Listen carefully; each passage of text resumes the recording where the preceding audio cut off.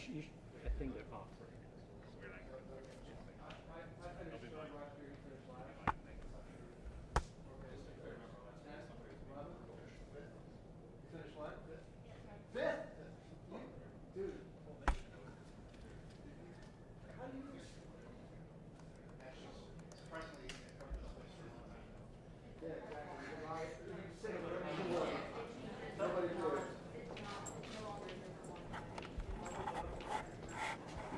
You can use a press Wi-Fi.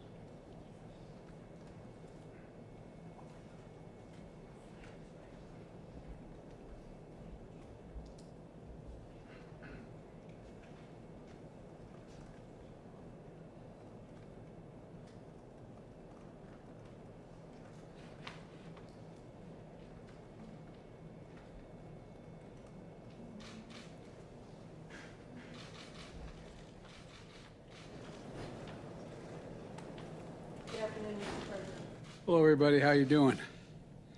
Did you ever think you'd be senior press coming to watch someone get a shot in the old days? Me either. Any rate, like I did in my first and second COVID-19 vaccination shot, I'm about to get my booster shot and do it publicly. That's because the Food and Drug Administration, the FDA, the Center for Disease Control and Prevention, the CDC, looked at all the data, completed their review, and determined the boosters for the Pfizer vaccine, others will come later, maybe, I assume, but the Pfizer vaccine are safe and effective. They've had all the data they need. And last week they laid out who is eligible for those boosters for now. You're eligible for a booster if it's been 6 months since your second Pfizer shot, and if you fall into one of these categories. People over 65, which is hard to acknowledge, adults, I'm only joking, folks, adults with certain underlying health conditions like diabetes and obesity, and those who are at increased risk of COVID-19 because of where you work or where you live, like healthcare workers, teachers, first responders, grocery store clerks. If you fall into these categories, you're eligible for the booster. Now, I know it doesn't look like it, but I am over 65. I wish I way over. And that's why I'm getting my booster shot today. The booster line is if you're fully vaccinated. The bottom line is that if you're fully vaccinated and you're highly protected now from severe illness, even if you get COVID-19. You're safe, and we're going to do everything we can to keep it that way with the boosters. But let me be clear, boosters are important. But the most important thing we need to do is get more people vaccinated. The vast majority of Americans are doing the right thing. Over 77% of adults have gotten at least one shot. About 23% haven't gotten any shots. And that distinct minority is causing an awful lot of us, an awful lot of damage for the rest of the country. This is a pandemic of the unvaccinated.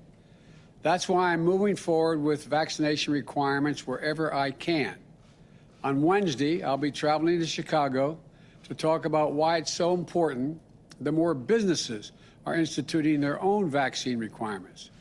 We know that to beat this pandemic and to save lives, to keep our children safe, our schools open, our economy going, we need to get folks vaccinated. So please, please do the right thing. Please get the shots. And it can save your life.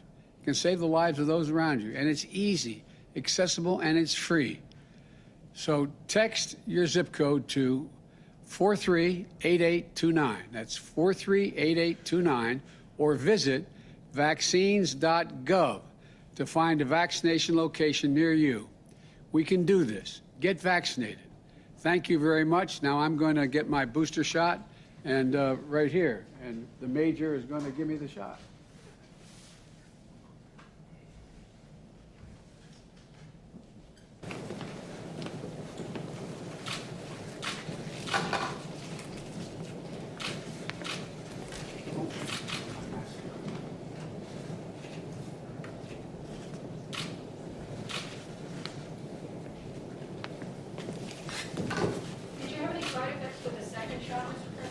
No, I haven't any side effects the first or the second shot, thank goodness. I don't anticipate one now, but we'll see. Is that high enough for you? Okay. Is the First Lady giving hers as well today, Mr. President? She's going to get one. Not, I think she's teaching that, but she's going to get one, yes.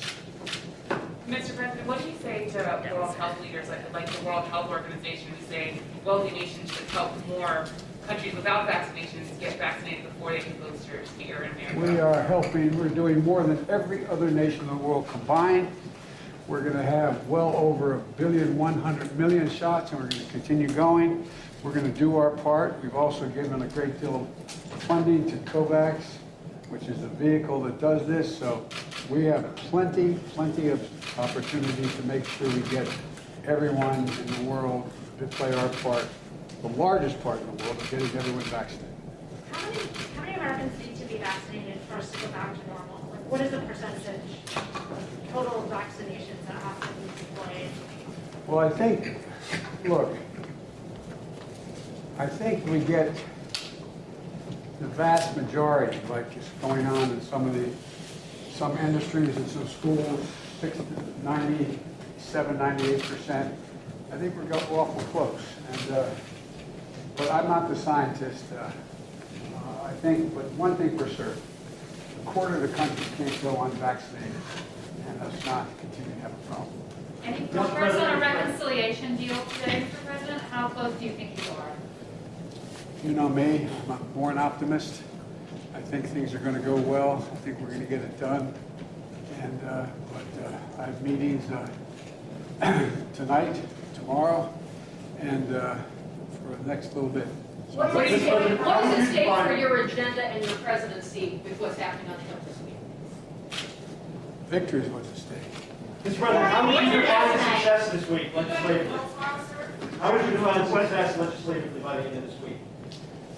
Well, it may not be by the end of the week. I hope it's by the end of the week. But as long as we're still alive, we got three things to do: the debt ceiling, continued resolution, and the two pieces of legislation. If we do that, the country's going to be in great shape. Thank What's you. your message to Democrats as you have these calls? What's your message to Democrats, Mr. President? Mr. President, we go to the border.